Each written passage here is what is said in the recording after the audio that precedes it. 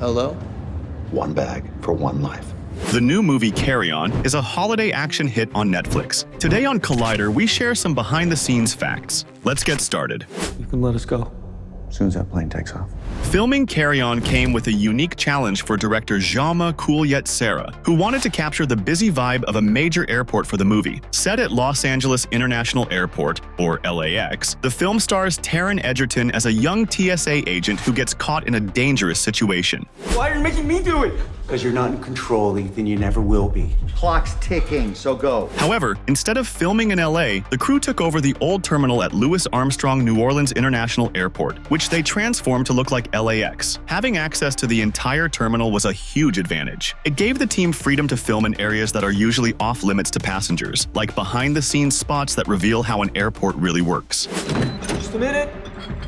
Kopek, why are you in there? This made it possible to shoot action scenes and explore the airport in a way that wouldn't have been possible in a real operating terminal. Though the old MSY terminal was made to look like LAX, most viewers probably won't notice the difference. The decision to film in New Orleans also avoided any disruption to the real-life airport operations, which was a big bonus. On top of that, filming in a real terminal made the movie feel more authentic, with the airport itself becoming a key part of the story. Filming in such an immersive environment allowed the actors to really feel like they were in an actual airport, adding a level of realism that would have been tough to achieve on a soundstage. Sophia Carson, who plays Nora in the film, mentioned in an interview with Coming Soon, the airport is completely a character in and of itself in this film. It's cool because, well, first of all, as actors, it's always a privilege to work on practical sets, so you actually have the physical world built all around you, which is so cool.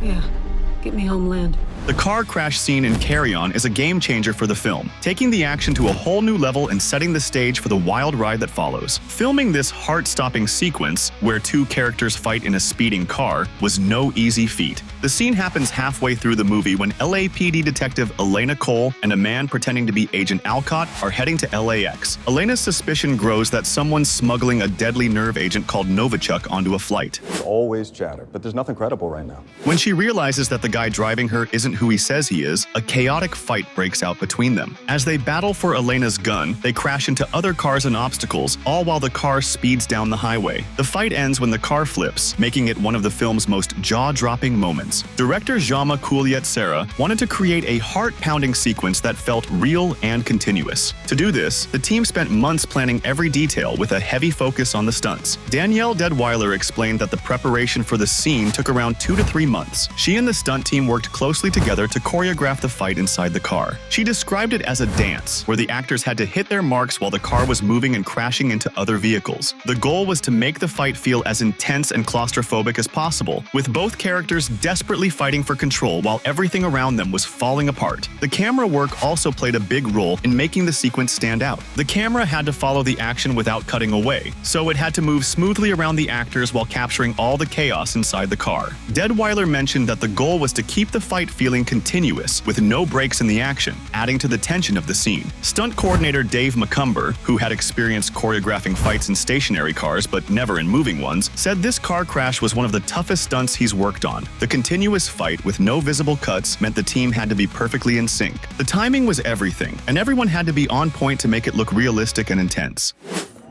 You drive.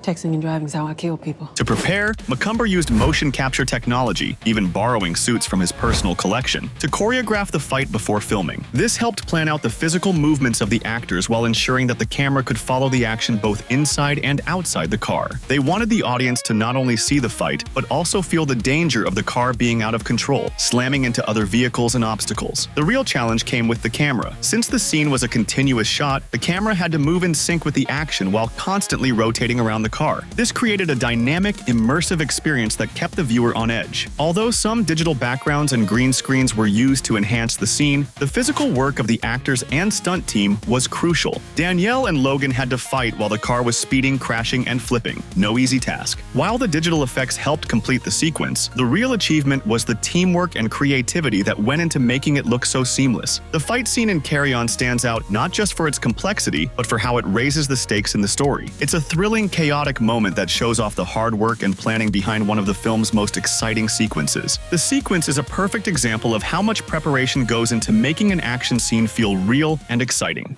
Ah, Kopek. Just in time to miss everything.